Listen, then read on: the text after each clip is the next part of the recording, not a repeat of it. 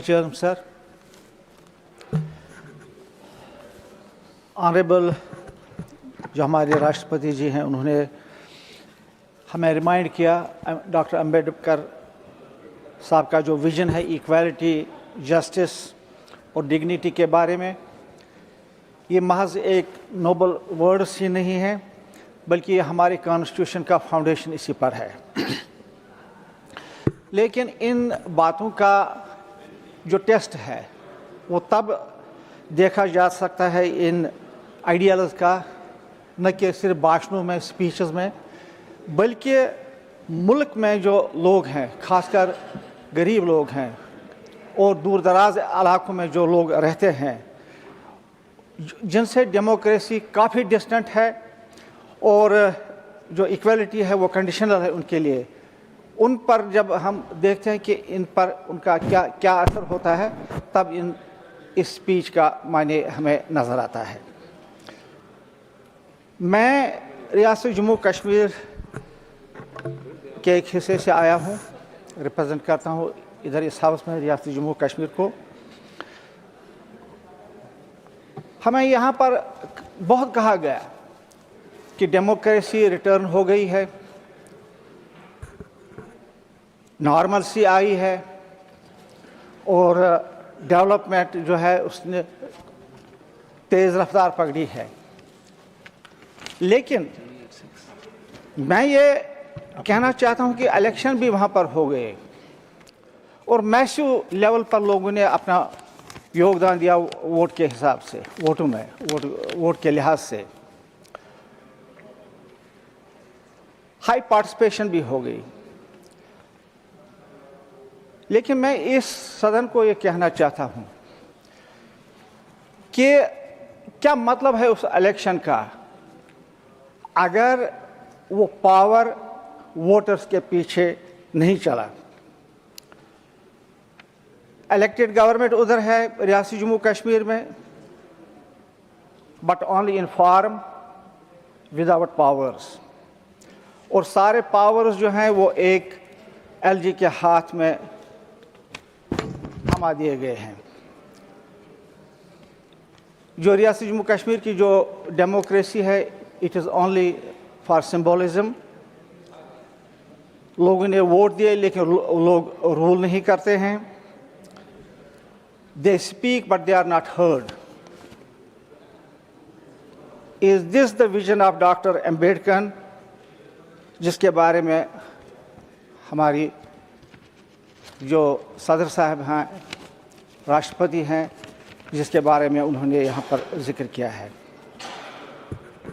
Roads are built, tunnels का उद्घाटन होता है, प्रोजेक्ट्स को इनाग्रेट किया जाता है। लेकिन मैं ये कहना चाहता हूँ क्या ये सब्स्टिट्यूट है डेमोक्रेसी का? ये सदन ये फैसला करे। डॉक्टर अम्बेडकर ने खुद कहा था कि अगर इकोनॉमिक प्रोग्रेस तब तक कुछ भी नहीं है जब तक न लोगों को पॉलिटिकल एम्पावरमेंट मिले। क्या रियासत जम्मू कश्मीर के लोगों को इलेक्शन के बाद, मैसिव वोटिंग के बाद वो हक मिला है जिसके वो मुस्तहिक हैं? मैं इस हाउस से ये सवाल करना चाहता हूँ। दूसरी बात मैं जो कहना चाहता हूँ वो ये है, जब आर्टिकल 370 को हटाया गया, जो हमारी आइडेंटिटी थी, जो तशक्कुस था, हालांकि बहुत सारे स्टेट्स में है in other form 370 A B C D E F G H तक, और अभी भी आप बोर्डो वालों से बात करते हैं नॉर्थ ईस्ट से, उनको भी ये दे देंगे। लेकिन आपने रियासत जम्मू कश्मीर के लोगों से ये चीज़ छीन लिया। लेकिन आपने हमसे ये वादा किया था कि पहले हम डिलिमिटेशन करेंगे, उसके बाद इलेक्शन करेंगे और इलेक्शन के बाद इमीडिएटली आपको स्टेटहुड दे देंगे। इलेक्शन भी हो गए, डिलिमिटेशन भी हो गया, लेकिन अभी तक स्टेट 15-16 महीने गुजरने के बाद भी स्टेटहुड अभी तक नहीं मिला। हम जितने भी यहाँ पर MPs हैं राज्यसभा के, अभी हम ऑनरेबल होम मिनिस्टर साहब से भी मिले कुछ दिन पहले, उन्होंने हमें यकीन दिया कि ना सिर्फ ये कि हम स्टेट को भी देखेंगे, बल्कि जो बिजनेस रूल्स का मामला है between governor and chief minister और हिज कैबिनेट, इसको भी हम जल्द अज जल्द हल करेंगे। मैं ऑनरेबल होम मिनिस्टर साहब को ये याद कराना चाहता हूँ इस हाउस के ज़रिए कि जो वादा आपने दिया है रियासत जम्मू कश्मीर के लोगों को, ऑनरेबल प्राइम मिनिस्टर ने, ऑनरेबल होम मिनिस्टर ने on the floor of the house, उसको वो पूरा करें। ना सिर्फ ये बल्कि ऑनरेबल सुप्रीम कोर्ट में जो सॉलिसिटर जनरल है गवर्नमेंट ऑफ इंडिया का, उन्होंने एक एफिडेविट दिया है कि immediately after election statehood will be restored. 14 महीने 15 महीने हो गए, अभी तक हम नहीं देखते हैं। सर मैं एक दो पॉइंट्स यहाँ पर बताना चाहता हूँ जो जरूरी है। आपका समय समाप्त हो चुका है। एक दो मिनट। एक तो मैं यहाँ रियासत जम्मू कश्मीर के जो अनएम्प्लॉयमेंट है इसके बारे में कहना चाहता हूँ।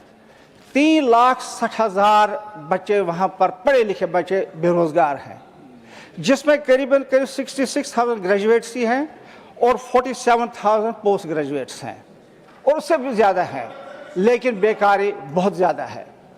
मैं चाहता हूँ कि सेंट्रल गवर्नमेंट एक स्पेशल पैकेज दे दे रियासत जम्मू कश्मीर के लोगों को, ताकि ये उनमें जो ये मतलब निराशा है वो दूर हो जाए। धन्यवाद।